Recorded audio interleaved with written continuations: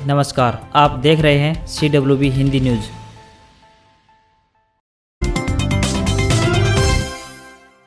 कांग्रेस के जन जागरण की हकीकत अभियान की आड़ में बना रहे पार्टी सदस्य मिस्ड कॉल के बाद भेज रहे हैं मेंबरशिप का लिंक। कांग्रेस ने देश भर में जन जागरण अभियान शुरू किया हुआ है। महंगाई और अन्य मुद्दों पर कांग्रेस भाजपा के खिलाफ जनता के बीच निकली है। अभियान से जुड़ने के लिए पार्टी ने एक मिस्ड कॉल नंबर 1821200011 जारी कर दिया है। यह कांग्रेस की सदस्यता ग्रहण करने के लिए लिंक ऑफर करता है। ऐसे में जन जागरण अभियान के आड़ में कांग्रेस ने अपना सदस्यता अभियान शुरू कर दिया है। लिंक पर क्लिक करने से लोग कांग्रेस से जुड़ जाएंगे। पार्टी ने इसे ट्वीट किया है। हरियाणा कांग्रेस ने रविवार को पलवल से जन जागरण अभियान की शुरुआत की थी। यह अभियान 29 नवंबर तक चलना है। हरियाणा कांग्रेस ने जन जागरण अभियान को सफल बनाने के लिए 22 जिलों में 22 पर्यवेक्षक नियुक्त किए हुए हैं। सभी 22 पर्यवेक्षकों को अपने अपने जिलों में कार्यक्रम की रूपरेखा तैयार करने के लिए कार्यकर्ताओं की ड्यूटियां लगाने के निर्देश जारी हो चुके हैं।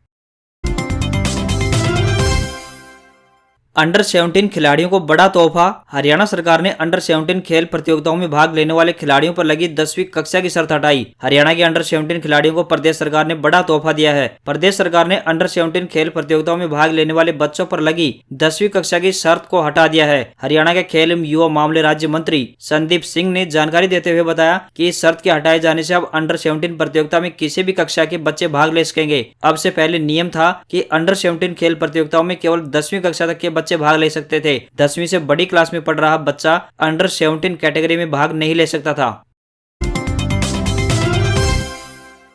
बंद रहेगी रेल यात्री आरक्षण सुविधा। 21 नवंबर तक 6 घंटे के लिए रोजाना सिस्टम में डेटा और नई ट्रेन नंबरों को अपडेट करना है। सिस्टम में डेटा और नई ट्रेन नंबरों आदि को अपडेट करने के लिए 21 नवंबर तक रोजाना रात्रि 11:30 बजे से लेकर सुबह 5:30 बजे तक रेलवे यात्री आरक्षण प्रणाली यानी PRS सेवाएं बंद रहेंगी। यात्री सेवाओं को सामान्य करने और कोरोना से प्रभावित होने से पूर्व के स्तरों पर चरणबद्ध तरीके से लाने के लिए रेलवे प्रशासन ने यह फैसला लिया है। इसके तहत PRS को कम व्यावसायिक उपयोग के घंटों के दौरान यानी 6 घंटे के लिए रात्रि में बंद किया जा रहा है। यह अपडेट करने का कार्य 14 से 15 नवंबर की मध्य रात्रि से 20 से 21 नवंबर तक प्रतिदिन रात्रि 11:30 बजे से लेकर सुबह 5:30 बजे तक किया जाएगा। इन 6 घंटों की अवधि के दौरान कोई भी PRS सेवाएं यानी टिकट आरक्षण, वर्तमान बुकिंग, रद्दीकरण, पूछताछ सेवाएं आदि उपलब्ध नहीं रहेंगी। अन्य यानी 139 सेवाओं सहित अन्य सभी पूछताछ सेवाएं निर्बाध रूप से जारी रहेंगी।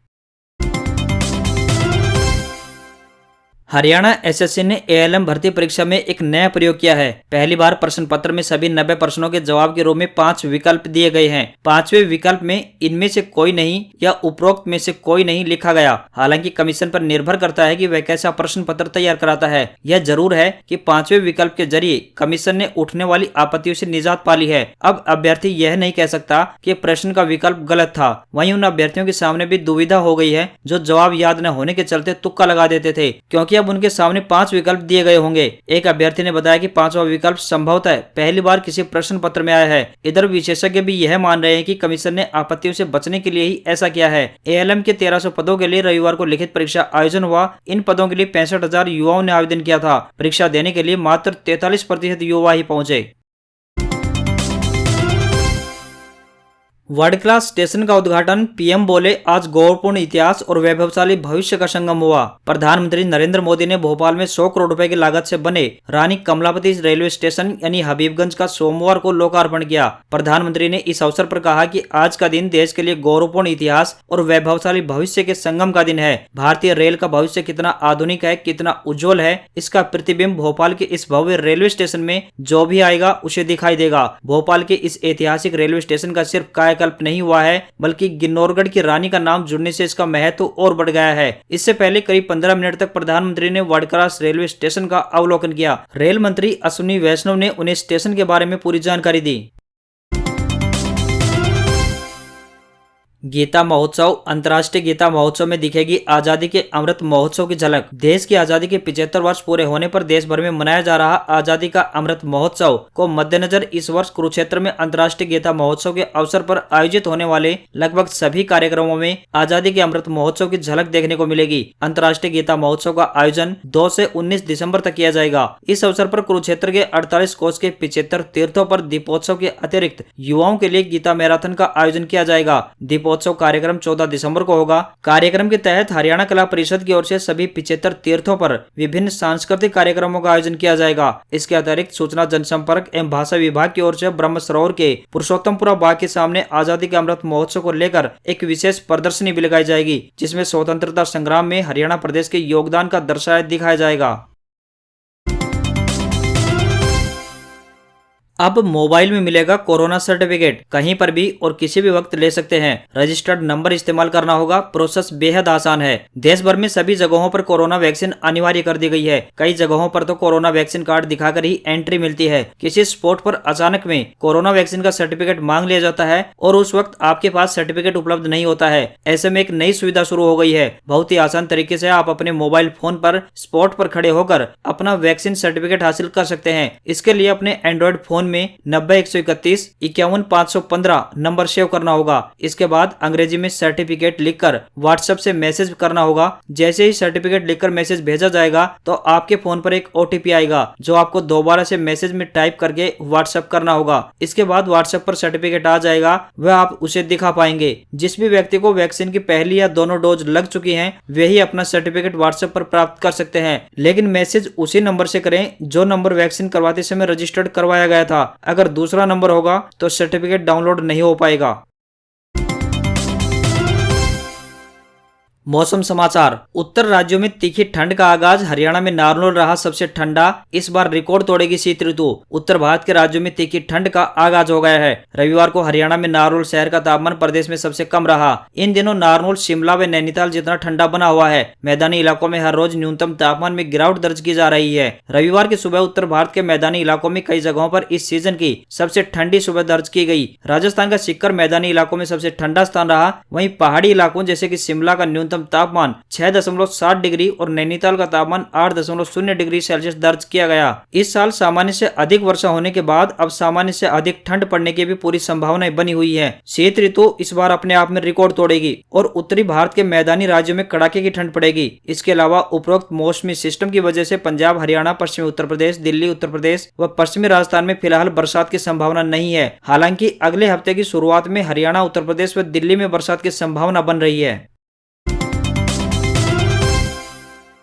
सरकार की ये स्कीम आपकी बेटी को देगी पूरे 15 लाख रुपए। शादी या पढ़ाई कहीं भी कर सकते हैं इस्तेमाल। अगर आप भी अपनी बेटी के भविष्य को लेकर चिंतित हैं तो अब आपको बिल्कुल भी परेशान होने की आवश्यकता नहीं है। आज हम आपको केंद्र सरकार की एक ऐसी स्कीम के बारे में बताएंगे जिसमें आपको बेटी की पढ़ाई या फिर शादी के लिए पूरे 15 लाख रुपए मिल जाएंगे। इस सरकारी स्कीम का नाम है सुकन्या समृद्धि योजना। आपको बता दें कि इस योजना में आपको मिनिमम 250 रुपए का निवेश करना होगा और आप अधिकतम 1.5 लाख रुपए का निवेश कर सकते हैं। केंद्र सरकार की यह एक लोकप्रिय स्कीम है जिसके जरिए आप अपनी एक बेटी के लिए 15 लाख रुपए का फंड तैयार कर सकते हैं। इस खाते को आप किसी भी बैंक में जाकर ओपन करवा सकते हैं। इसके अलावा आप पोस्ट ऑफिस में भी एक खाता खुलवा सकते हैं। सुकन्या समृद्धि योजना पर इस समय सालाना ब्याज दर की बात करें तो 7.6% मिल रहा है। खाता खुलने की डेट से 21 साल बाद या बेटी के 18 साल होने पर, शादी के समय या शादी की तारीख से 1 महीना पहले या 3 महीने बाद सुकन्या समृद्धि खाता मैच्योर हो जाता है। बता दें कि अगर आप इस स्कीम में हर महीने 3,000 रुपए का निवेश करते हैं यानी सालाना 36,000 रुपए लगाने पर 14 साल बाद 7.6% सालाना कंपाउंड के हिसाब से आपको 9,11,574 रुपए मिलेंगे। 21 साल यानी मैच्योरिटी पर यह रकम करीब 15,22,221 रुपए बन जाएगी।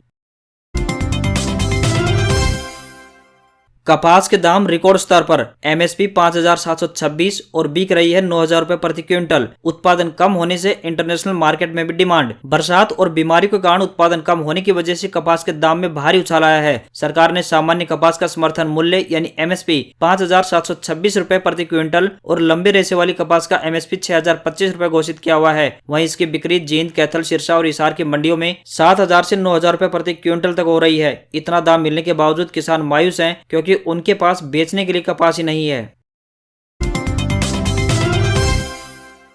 हरियाणा में सरकार के आश्वासन पर पेट्रोल पंपों की 24 घंटे की हड़ताल 13 घंटे में ही समाप्त हुई। हरियाणा भर में सुबह 6 बजे से शुरू हुई पेट्रोल पंपों की 24 घंटे की हड़ताल 13 घंटे बीतने के बाद समाप्त किए जाने की घोषणा की गई। पेट्रोलियम मंत्रालय के वरिष्ठ अधिकारियों, डीलर एसोसिएशन के प्रदेश अध्यक्ष अनिल यादव सहित अन्य पदाधिकारियों की बातचीत के बाद हड़ताल को समाप्त करने का फैसला किया गया। ऑल डीलर एसोसिएशन के महासचिव रामेश्वर चौहान ने बताया कि इस बातचीत में मुख्य मांगों पर सहमति बन गई है, जिसे अगले कुछ दिनों में विस्तार से बातचीत के बाद लागू किए जाने का आश्वासन आश्वासन दिया गया है। हालांकि एसोसिएशन ने करीब एक सप्ताह पहले ही इस हड़ताल को लेकर उपभोक्ताओं को जागरूक किया था, लेकिन उसके बावजूद काफी संख्या में उपभोक्ता पेट्रोल पंपों पर पहुंचते रहे, लेकिन पेट्रोल नहीं मिलने से उन्हें निराशा भी हुई। यह डीलर एसोसिएशन की एकता का ही नतीजा है कि 24 घंटे की हड़ताल जो पूरी तरह कामयाब रही, पेट्रोलियम मंत्रालय पर दबाव पड़ा और वे बातचीत के लिए मजबूर हुए, जिसके बाद हड़ताल 13 घंटे में समाप्त हुई।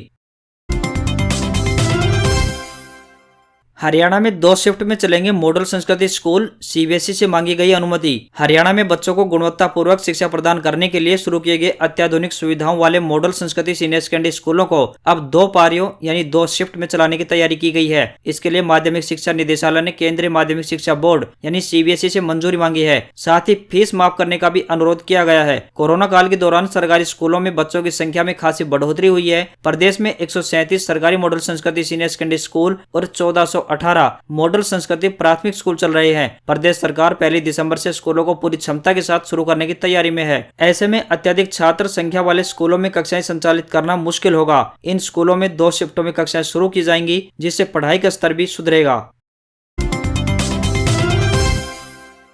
वायु प्रदूषण पर सुप्रीम कोर्ट की फटकार का दिखा असर। गुरुग्राम, फरीदाबाद समेत हरियाणा के 4 जिलों में बंद हुए स्कूल। दिल्ली एनसीआर के इलाकों में बढ़े हुए वायु प्रदूषण को लेकर सरकारों को सुप्रीम कोर्ट की फटकार का असर दिखने लगा है। हरियाणा सरकार ने सुप्रीम कोर्ट में हुई सुनवाई के ठीक बाद 17 नवंबर तक के लिए 3 जिलों में स्कूल बंद करने का फैसला लिया है। गुरुग्राम, सोनीपत, झज्जर और फरीदाबाद जिलों में सभी स्कूलों को बंद करने का फैसला प्रशासन ने लिया है। दिल्ली एनसीआर में फैले वायु प्रदूषण से स्कूली बच्चों को बचाने के लिहाज से यह फैसला लिया गया है। सुप्रीम कोर्ट ने सोमवार को सुनवाई के दौरान केंद्र और राज्य सरकार से कहा था कि पॉल्यूशन से निपटने के लिए उन्हें समय रहते कदम उठाने चाहिए। हरियाणा सरकार के नए आदेश के मुताबिक 15 साल से ज्यादा पुराने डीजल और पेट्रोल वाहनों की कड़ाई से प्रदूषण जांच करने, निर्माण कार्य पर पूरी तरह बैन करने, नगर पालिका द्वारा कचरा जलाए जाने पर रोक लगाने, पराली जलाने पर रोक, सड़कों की सफाई के लिए सिर्फ पानी छिड़काव आदि का आदेश दिया गया है। आदेश के मुताबिक नए दिशा निर्देश तत्काल प्रभाव से लागू होंगे और 17 नवंबर तक जारी रहेंगे। राजस्थान में सर्दियों की सीजन की पहली मावट 17 से 19 नवंबर के बीच हो सकती है। बंगाल की खाड़ी में बने लो प्रेशर एरिया और वहां से चली पूर्वी हवा के कारण राजस्थान के पूर्वी हिस्से में इसका असर देखने को मिलेगा। इसके चलते उदयपुर, कोटा, अजमेर और जयपुर संभाग के जिलों में बादल छाने के साथ हल्की बारिश भी हो सकती है। 17 नवंबर से पूर्वी राजस्थान के कोटा और उदयपुर संभाग में मौसम में बदलाव देखने को मिलेगा। कोटा, बारां, झालावाड़, बूंदी, चित्तौड़गढ़, उदयपुर, बांसवाड़ा और डूंगरपुर जिले में बादल छाने के साथ हल्की और मध्यम दर्जे की बारिश हो सकती है। 18 और 19 नवंबर को मौसम का यह असर उदयपुर और कोटा संभाग के साथ साथ जयपुर और अजमेर संभाग के कुछ हिस्सों में देखने को मिल सकता है। निदेशक ने कहा कि 18 व 19 नवंबर को जयपुर, दौसा, अजमेर, टोंक, भीलवाड़ा, सवाई माधोपुर बेल्ट में कहीं कहीं हल्की बारिश हो सकती है। साथ ही पूरे दिन बादल भी छाए रह सकते हैं।